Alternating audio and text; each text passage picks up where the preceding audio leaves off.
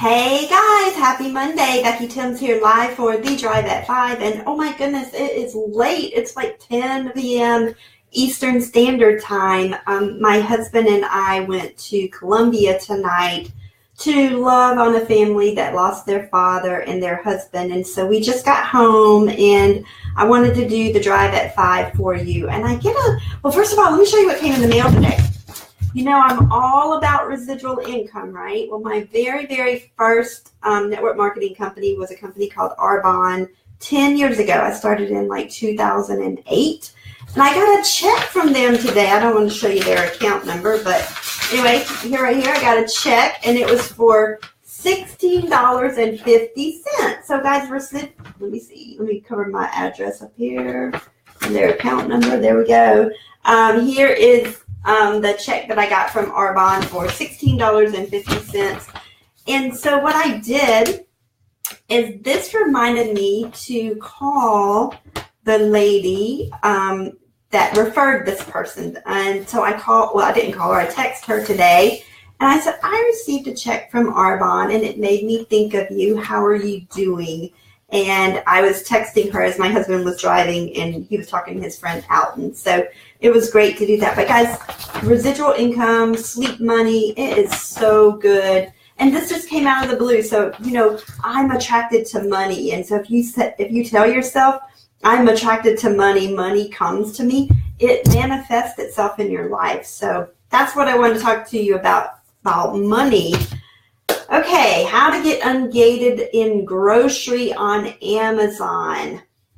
Now, I haven't gotten ungated in grocery in a very, very long time and I'm telling you this because things change on Amazon all the time. Now, if you would have started with me on Amazon 4 years ago, when I said, hey, come to Amazon, come to Amazon, come to Amazon, you wouldn't be asking these questions now of how do I get ungated, because a lot of you are sitting on the sidelines watching and hoping, and I promise you that the online sales will do nothing but escalate. I mean, every day it's more and more people buying online, that it's a whole new world being opened up to them.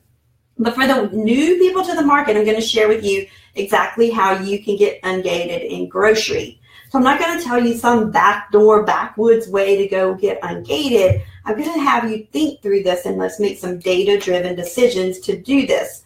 So think about this. Where do you go to buy groceries? And a lot of people would say, well, I would go to the grocery store, and you do, I do.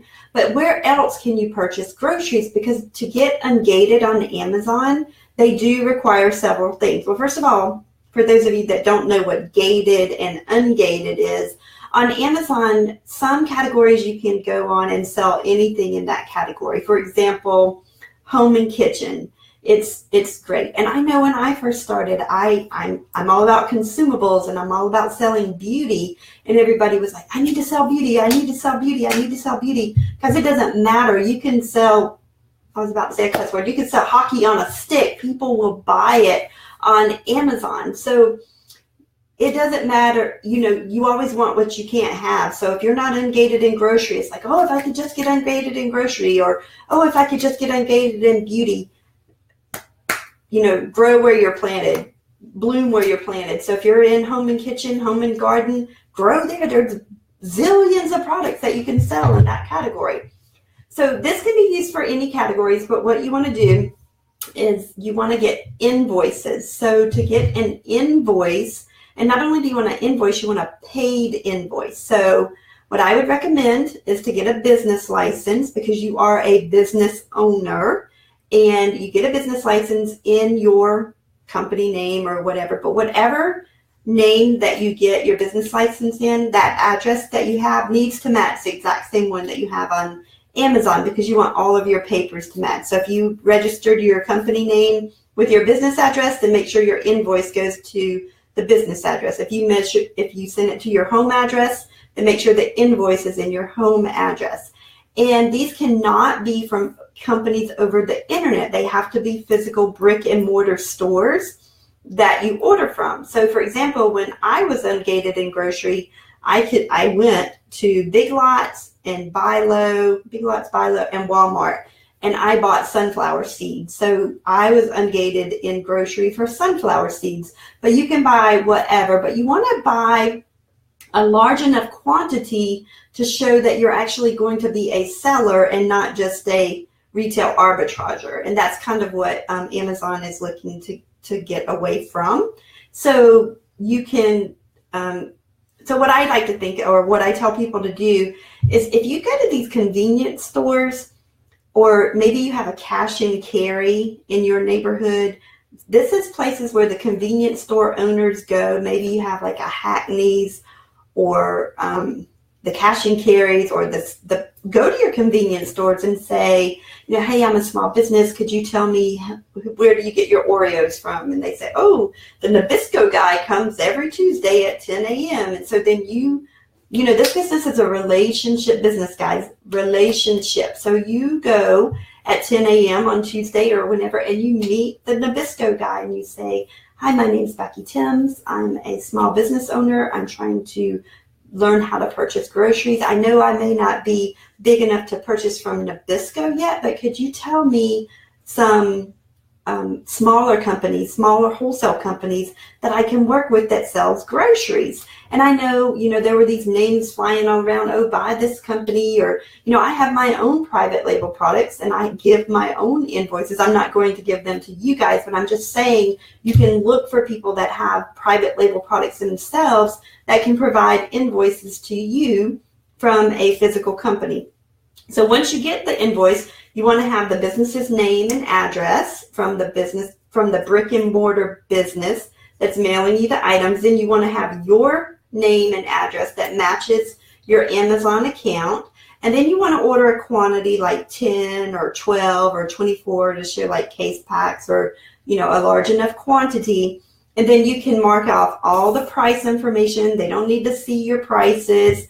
One thing to make it easier for Amazon is to get the ASIN of that number. So for example, if you're going to sell red velvet Oreos, go ahead and get the ASIN of red velvet Oreos, so that when you mark out the price, you want to keep the quantity, the description, and you can put ASIN and make it easier for the customer service rep that receives your paperwork to say, okay, this is the ASIN, this is the exact same product.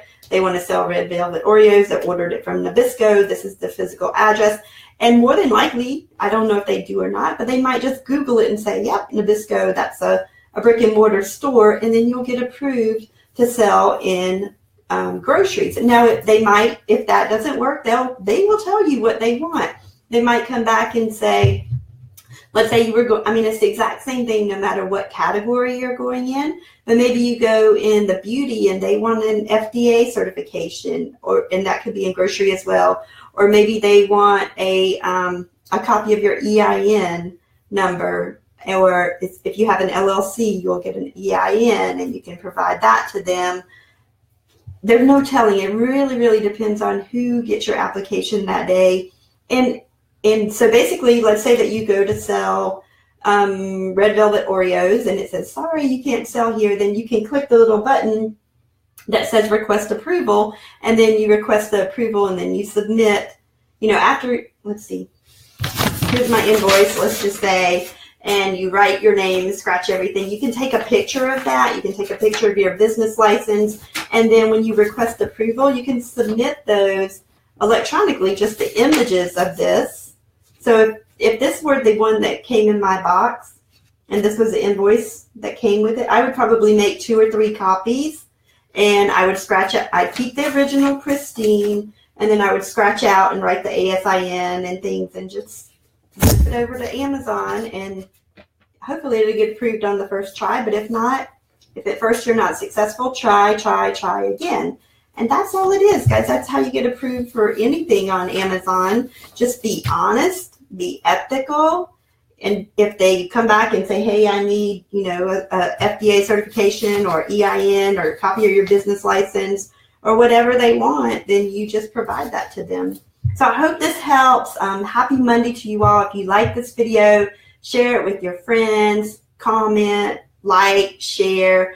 And I'm also going to repurpose this on YouTube. So if you're watching it on YouTube, you can subscribe. That would be awesome as well. I hope to see you all tomorrow on The Drive at 5. Have an amazing night. Bye.